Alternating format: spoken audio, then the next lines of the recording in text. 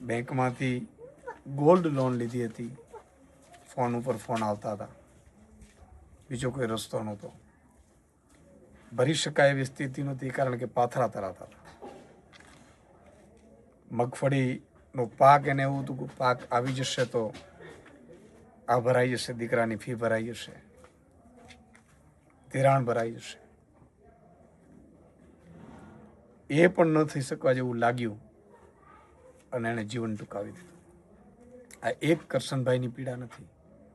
આજે ગુજરાતના 54 લાખ ખેડૂતો જે જમીન ધરતી ઉપર મા ઉપર નભી રહ્યા છે, બધાની હાલત આ છે. આજે એમના પરિવારને મળ્યો એક જ દીકરો છે, બા છે, કમાનાર કોઈ નથી. આ જમીન ઉપર 10 વીઘાની જમીન ઉપર એમનું ઘર ચાલે છે. કેવી કપરી પરિસ્થિતિ હશે. ત્યારે આજે સરપંચશ્રી છે, ના પરિવારજન છે,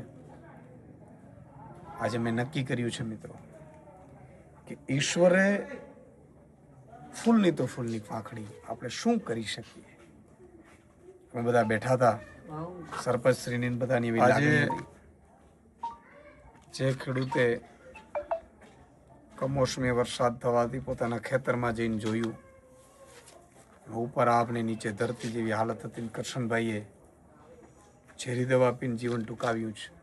એમના પરિવારને આજે મળવા આવ્યો છું. રૂવાટા ઊભા થઈ જાય એવી સ્થિતિ છે. બેંકમાંથી ગોલ્ડ લોન લીધી હતી, ફોન ઉપર ફોન આવતા હતા, બીજો કોઈ રસ્તો નહોતો, ભરી શકાય એવી સ્થિતિ નહોતી, કારણ કે પાથરા તરાતા હતા. મગફળીનો પાક એને એવું હતું કે પાક આવી જશે તો આ ભરાઈ જશે, દીકરાની ફી ભરાઈ જશે, ધિરાણ ભરાઈ જશે. એ પણ ન થઈ શકવા જેવું લાગ્યું અને એણે જીવન ટૂંકાવી દીધું. આ એક કરશનભાઈની પીડા નથી. આજે ગુજરાતના 54 લાખ ખેડૂતો જે જમીન ધરતી ઉપર મા ઉપર નભી રહ્યા છે, બધાની હાલત આ છે. આજે એમના પરિવારને મળ્યો એક જ દીકરો છે, બા છે, કમાનાર કોઈ નથી. આ જમીન ઉપર 10 વીઘાની જમીન ઉપર એમનું ઘર ચાલે છે. કેવી કપરી પરિસ્થિતિ હશે. ત્યારે આજે સરપંચશ્રી છે, ના પરિવારજન છે, આજે મેં નક્કી કર્યું છે મિત્રો કે ઈશ્વરે ફૂલની તો ફૂલની પાંખડી, આપણે શું કરી શકીએ. અમે બધા બેઠા હતા, સરપંચશ્રીની બધાની એવી લાગણી હતી કે સુદાનભાઈ પરિવારમાં અત્યારે ખૂબ કપરી પરિસ્થિતિ છે અને આપણે સૌએ એ ફરજ બને છે. ઈશ્વર નિમિત્ત બનાવે આપણે, પણ આપણે સૌની ફરજ બને છે.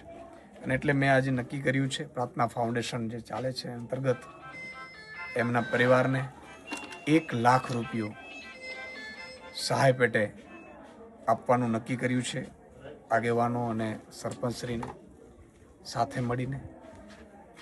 અને મિત્રો, હું બધાને અપીલ કરું છું, જે ખેડૂતોની પરિવારને પીડા સમજી શકે છે, જેમણે ભગવાને કંઈક આપ્યું છે, એ બધાને હું અપીલ કરું છું કે કરશનભાઈ ભલે વયા ગયા, પણ એમના પાછળના જે પરિવાર છે એ આપણી સૌની જવાબદારી છે.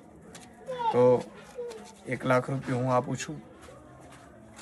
હું તો કોણ છું? સામાન્ય માણસ છું, સામાન્ય ખેડૂત છું. કરનાર તો ઈશ્વર છે. પણ સૌને પણ અપીલ કરું છું કે જેને જેની જેટલી શક્તિ હોય, ફૂલની તો ફૂલની પાંખડી, એ અમે વાત કરી છે. એકાઉન્ટ નંબર, સ્કેનર એ પણ સરપંચશ્રીને આગેવાનો છે એ મૂકશે.